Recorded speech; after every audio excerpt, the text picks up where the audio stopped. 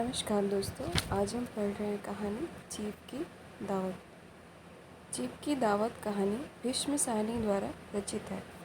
जीव की दावत कहानी मध्यम वर्गीय समाज के खोखलेपन तथा दिखावटीपन को दर्शाता है। इस कहानी के केंद्र में है सामनाथ, उसकी पत्नी और उसकी माँ। भीष्म साहनी ने सामनाथ के माध्यम से शिक्षित युवा पीढ़ी पर करारा व्यंग किया है। आइए चलते हैं कहानी की तरफ। सामनाथ और उनकी पत्नी को पसीना पोंछने की फुर्सत न थी। पत्नी ड्रेसिंग गाउन पहने, उलझे बालों का जूड़ा बनाए, मुंह पर फैली हुई सुर्खी और पाउडर को मले, और मिस्टर सामनाथ सिगरेट पर सिगरेट फूंकते हुए चीज़ों की फेहरिस्त हाथ में थामे एक कमरे से दूसरे कमरे में आ जा रहे थे। आखिर 5 बजते बजते तैयारी मुकम्मल होने लगी। कुर्सियाँ, मेज़, तिपाइयाँ, नैपकिन, फूल सब बरामदे में पहुँच गए। ड्रिंक का इंतज़ाम बैठक में कर दिया गया। अब घर का फालतू सामान अलमारियों के पीछे और पलंगों के नीचे छिपाया जाने लगा। तभी सामनाथ के सामने सहसा एक अड़चन खड़ी हुई। माँ का क्या होगा? इस बात की ओर न उनका न उनकी कुशल गृहिणी का ध्यान गया था। मिस्टर सामनाथ श्रीमती की ओर घूमकर अंग्रेजी में बोले, माँ का क्या होगा? श्रीमती काम करते करते ठहर गईं और थोड़ी देर तक सोचने के बाद बोली, इन्हें पिछवाड़े इनके सहेली के घर भेज दो। रात भर बेशक वहीं रहें, कल आ जाए। सामना सिगरेट मुंह में रखे सिकुड़ी आंखों से श्रीमती के चेहरे की ओर देखते हुए पल भर सोचते रहे। फिर सिर हिलाकर बोले, नहीं, मैं नहीं चाहता कि उस बुढ़िया का आना जाना यहाँ फिर से शुरू हो। पहले ही बड़ी मुश्किल से बंद किया था। माँ से कहें कि जल्दी खाना खा के शाम को ही अपनी कोठरी में चली जाएं, और मेहमान कहीं 8 बजे आएंगे, इससे पहले ही अपने काम से निपट लें। सुझाव ठीक था, दोनों को पसंद आया। मगर फिर सहसा श्रीमती बोल उठी। जो वह सो गई तो और नींद में खर्राटे लेने लगी तो साथ ही तो बरामदा है जहाँ लोग खाना खाएंगे। तो इन्हें कह देंगे कि अंदर से दरवाज़ा बंद कर लें, मैं बाहर से ताला लगा दूंगा। या माँ को कह देता हूँ कि अंदर जाकर सोए नहीं, बैठी रहें, और क्या। और जो सो गई तो डिनर क्या मालूम कब तक चले, 11-12 बजे तक तो तुम ड्रिंक ही करते हो। सामना कुछ खींच कर उठे, हाथ झटकते हुए बोले, अच्छी भली है भाई के साथ जा रही थी। तुमने यूं ही खुद को अच्छा बनने के लिए बीच में टांग अड़ा दी। वाह, तुम माँ और बेटों की बातों में मैं क्यों बुरी बनूं? तुम जानो वह जाने। मिस्टर सामना चुप रहे। यह मौका बहस का न था, समस्या का हल ढूंढने का था। उन्होंने घूमकर माँ की कोठरी की ओर देखा। कोठरी का दरवाज़ा बरामदे में खुलता था। बरामदे की ओर देखते हुए झट से बोले, मैंने सोच लिया है, और इन्हीं कदमों माँ की कोठरी के बाहर जा खड़े हुए। माँ दीवार के साथ एक चौकी पर बैठी दुपट्टे में मुँह सिर लपेटे माला जप रही थी। सुबह से तैयारी होते देख माँ का दिल धड़क रहा था। बेटे के दफ्तर का बड़ा साहब घर आ रहा था। सारा काम सुबह से चल जाए। माँ, आज तुम जल्दी खाना खा लेना, मेहमान लोग 7:30 बजे तक आ जाएंगे। माँ ने धीरे से मुंह पर दुपट्टा हटाया और बेटे को देखते हुए कहा, आज मुझे खाना नहीं खाना है। बेटा, तुम तो जानते हो मांस मछली बने तो मैं कुछ नहीं खाती। जैसे भी हो अपने काम से जल्दी निपट लेना। अच्छा बेटा। और माँ, हम लोग पहले बैठक में बैठेंगे, उतनी देर तुम यहाँ बरामदे में बैठना। फिर जब हम यहाँ से आ जाएं तो तुम गुसल खाने के रास्ते बैठक में चली जाना। माँ अवाक बेटे का चेहरा देखने लगी, फिर धीरे से बोली, अच्छा बेटा। और माँ, आज जल्दी सो नहीं जाना, तुम्हारे खर्राटे की आवाज़ दूर तक जाती है। माँ लज्जित सी आवाज़ में बोली, क्या करूँ बेटा, मेरे बस की बात नहीं। जब से बीमारी से उठी हूँ, नाक से सांस नहीं ले सकती। मिस्टर सामनाथ ने इंतज़ाम तो कर दिया, फिर भी उनकी उधेड़-बुन खत्म नहीं हुई। जो चीफ अचानक इधर आ निकला तो 8-10 मेहमान होंगे, देसी अफसर, उनकी स्त्रियां होंगी, कोई भी गुसल खाने की तरफ आ सकता है। क्षोभ क्रोध से वह झुंझलाने लगे। एक कुर्सी को उठाकर बरामदे में कोठरी के बाहर रखते हुए बोले, आओ माँ, इस पर जरा बैठो तो।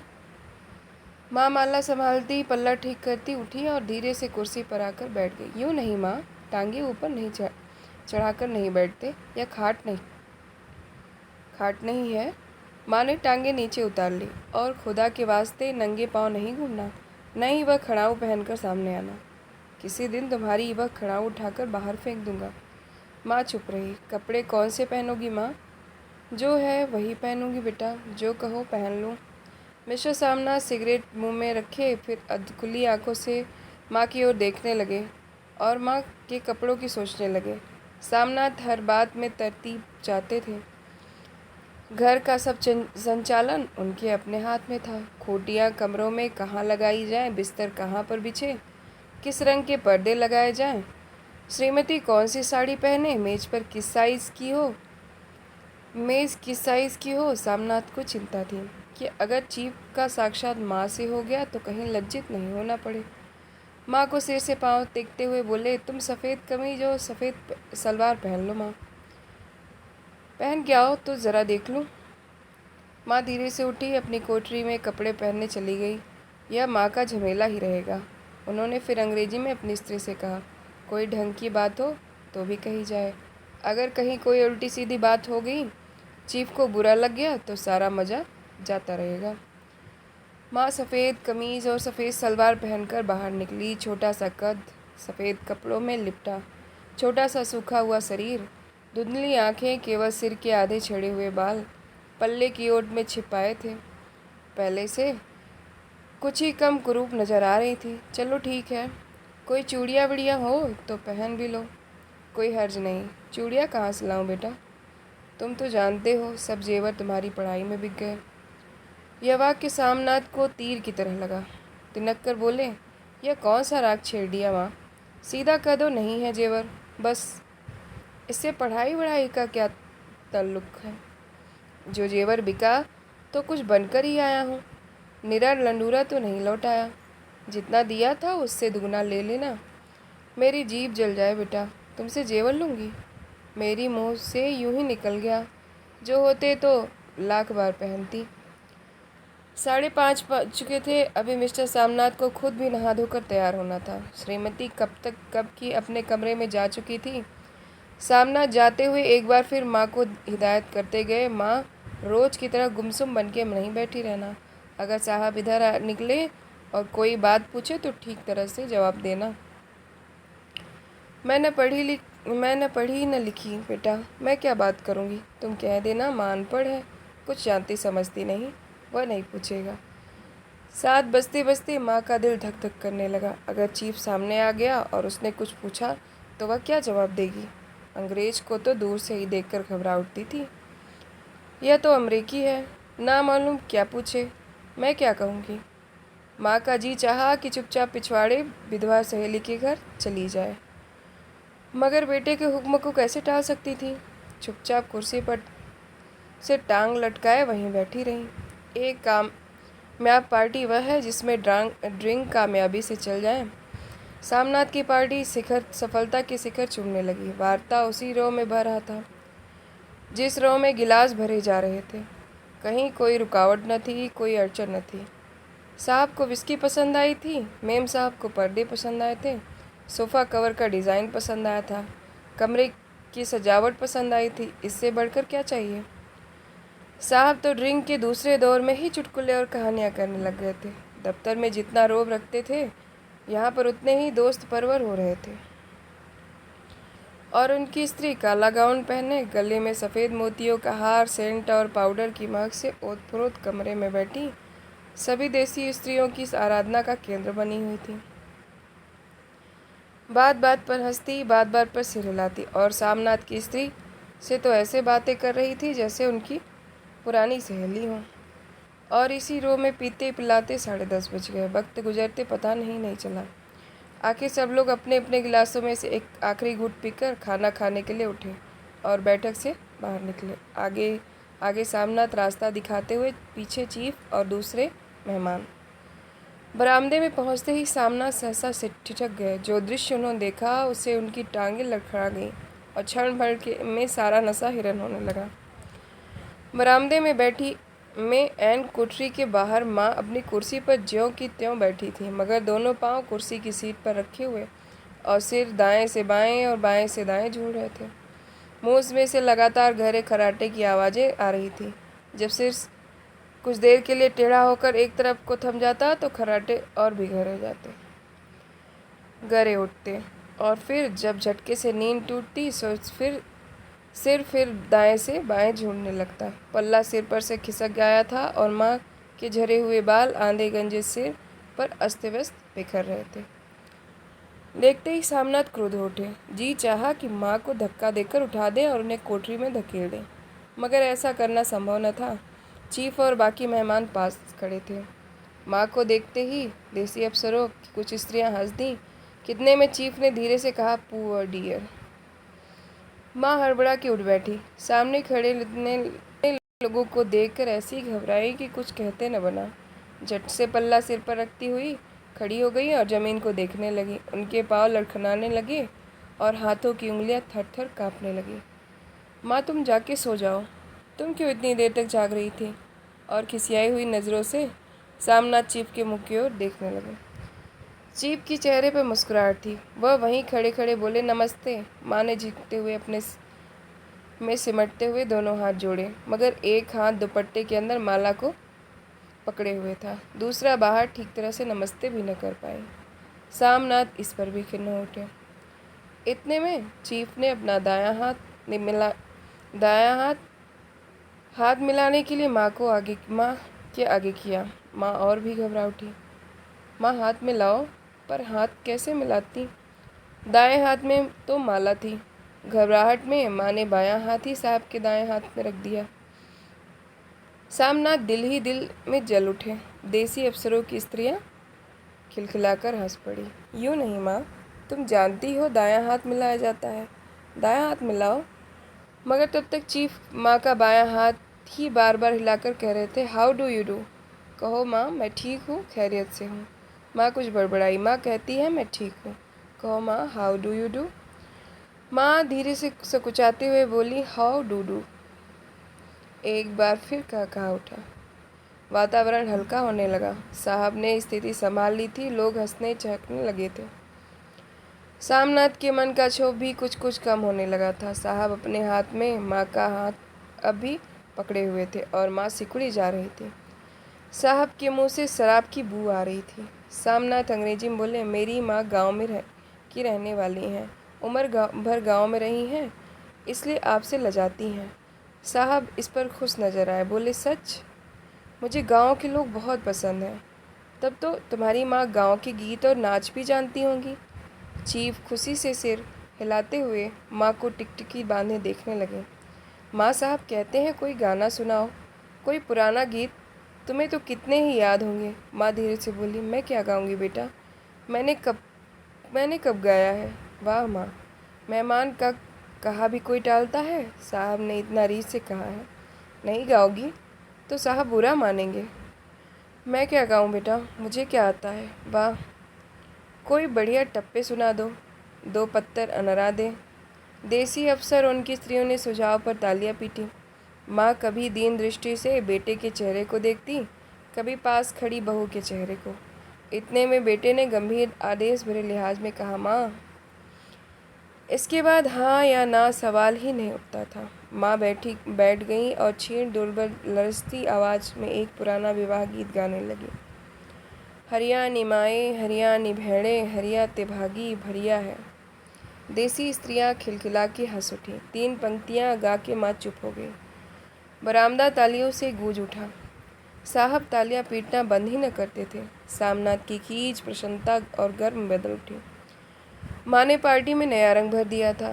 तालियां थमने पर साहब बोले, पंजाब के गांव की दस्तकारी क्या है। सामनाथ खुशी में झूम रहे थे। बोले, ओह, बहुत कुछ साहब। मैं आपको एक सेट उन चीज़ों का भेंट करूँगा, आप उन्हें देखकर खुश होंगे। मगर साहब ने सिर हिलाकर अंग्रेजी में फिर पूछा, नहीं, मैं दुकानों की चीज़ नहीं मांगता। पंजाबियों के घरों में क्या बनता है, औरतें खुद क्या बनाती हैं। सामनाथ कुछ सोचते हुए बोले कि लड़कियां गुड़ियाँ बनाती हैं और फुलकारियाँ बनाती हैं। फुलकारी क्या है? सामनाथ फुलकारी का मतलब समझाने की असफल चेष्टा करने के बाद माँ को बोले, क्यों माँ, कोई पुरानी फुलकारी घर में है? माँ चुपचाप अंदर गईं, अपनी पुरानी फुलकारी उठा लाईं। साहब बड़ी रुचि से फुलकारी देखने लगे। पुरानी फुलकारी थी, जगह जगह से उसके तागे टूट रहे थे और कपड़ा फटने लगा था। साहब की रुचि को देखकर सामनाथ बोले, यह फटी हुई है साहब, मैं आपको नई बनवा दूंगा। माँ बना देगी, क्यों माँ? साहब को फुलकारी बहुत पसंद है, इन्हें ऐसी ही एक फुलकारी बना दोगी ना? माँ चुप रही, फिर डरते डरते धीरे से बोली, अब मेरी नज़र कहाँ है बेटा? बूढ़ी आंखें क्या देखेंगी? मगर माँ का वाक्य बीच में ही तोड़ते हुए सामना साहब को बोले, वह ज़रूर बना देंगी, आप उसे देखकर खुश होंगे। साहब ने सिर हिलाया, धन्यवाद किया और हल्के हल्के झूमते हुए खाने की मेज की ओर बढ़ गए। बाकी मेहमान भी उनके पीछे पीछे हो लिए। जब मेहमान बैठ गए और माँ पर से सबकी हटके हट गई, तो माँ धीरे से कुर्सी पर से उठी और सबसे नज़रें बचाती हुई अपनी कोठरी में चली गई। मगर कोठरी में बैठने की देर थी कि आंखों से छल छल आंसू बहने लगे। वह दुपट्टे से बार बार उन्हें पोंछती, पर वह बार बार उमड़ जाते, जैसे बरसों का बांध तोड़कर उमड़ आया। माँ ने बहुतेरा दिल को समझाया, हाथ जोड़े भगवान का नाम लिया, बेटे के चिरायु की प्रार्थना की, बार बार आंखें बंद की, मगर आंसू बरसात के पानी की तरह जैसे थमने में ही ना आते थे। आधी रात का वक्त होगा, मेहमान खाना खाकर एक एक करके जा चुके थे। माँ दीवार से सटकर बैठी, आंखें फाड़े दीवार की ओर देखे जा रही थी। घर के वातावरण में तनाव ढीला पड़ चुका था। मोहल्ले की निस्तब्धता सामनाथ के घर भी छा चुकी थी। केवल रसोई में प्लेटों के खनकने की आवाज़ आ रही थी। तभी सहसा माँ की कोठरी का दरवाज़ा जोर से खटकने लगा। माँ, दरवाज़ा खोलो। माँ का दिल बैठ गया, हड़बड़ा कर उठ बैठी। क्या मुझसे फिर कोई भूल हो गई? माँ कितनी देर से अपने आप को कोस रही थी कि क्यों उन्हें नींद आ गई, क्यों वह ऊँघने लगी। क्या बेटे ने अभी तक क्षमा नहीं किया? माँ उठी और कांपते हाथों से दरवाज़ा खोल दिया। दरवाजे खुलते ही सामना झूलते हुए आगे बढ़ाए और माँ को आलिंगन में भर लिया। ओ मम्मी, तुमने तो आज रंग ला दिया। साहब तुमसे इतना खुश हुआ कि क्या कहूँ। ओ अम्मी, ओ अम्मी। माँ की छोटी सी काया सिमटकर बेटे के आलिंगन में छिप गई। माँ की आंखों में फिर आंसू आ गए। उन्हें पोंछती हुई धीरे से बोली, बेटा तुम मुझे हरिद्वार भेज दो, मैं कब से कह रही हूँ। सामनाथ का झूमना सहसा बंद हो गया और उनकी परेशानी फिर तनाव में के बल पड़ने लगे। उनकी बाहें माँ के शरीर पर से हटाईं। क्या कहा माँ? यह कौन सा राग तुमने फिर छेड़ दिया? सामनाथ का क्रोध बढ़ने लगा था। बोलते गए, तुम मुझे बदनाम करना चाहती हो ताकि दुनिया कहे कि बेटा माँ को अपने पास नहीं रख सकता। नहीं बेटा, अब तुम अपनी बहू के साथ जैसा मन चाहे रहो। मैंने अपना खा पहन लिया, अब यहाँ क्या करूँगी? जो थोड़े दिन जिंदगानी के बाकी हैं, भगवान का नाम लूँगी। तो मुझे हरिद्वार भेज दो। तुम चली जाओगी तो फुलकारी कौन बनाएगा? साहब से तुम्हारे सामने ही फुलकारी देने का इकरार किया है। मेरी आंखें अब नहीं हैं बेटा जो फुलकारी बना सकूं। तुम कहीं और से बनवा लो, बनी बनाई ले लूँ।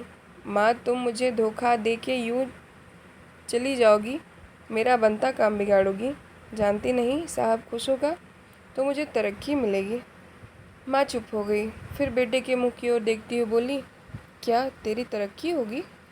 क्या साहब तेरी तरक्की कर देगा? क्या उसने कुछ कहा है? कहा नहीं, मगर देखती नहीं कितना खुश गया है।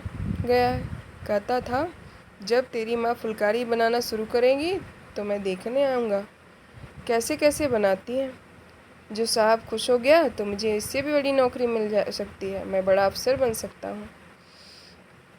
माँ के चेहरे का रंग बदलने लगा। धीरे धीरे उनका झुर्रियों भरा मुंह खिलने लगा, आंखों में हल्की हल्की चमक आने लगी। तो तेरी तरक्की होगी बेटा, तरक्की यूं ही हो जाएगी। साहब को खुश रखूँगा तो कुछ करेगा, वरना उसकी खिदमत करने वाले और थोड़े हैं। तो मैं बना दूंगी बेटा, जैसा बन पड़ेगा बना दूंगी। और माँ दिल में फिर बेटे के उज्जवल भविष्य की कामनाएं करने लगी। और मिस्टर सामनाथ, अब सो जाओ माँ, कहते हुए तनिक लड़खड़ाते हुए अपने कमरे की ओर घूम गए।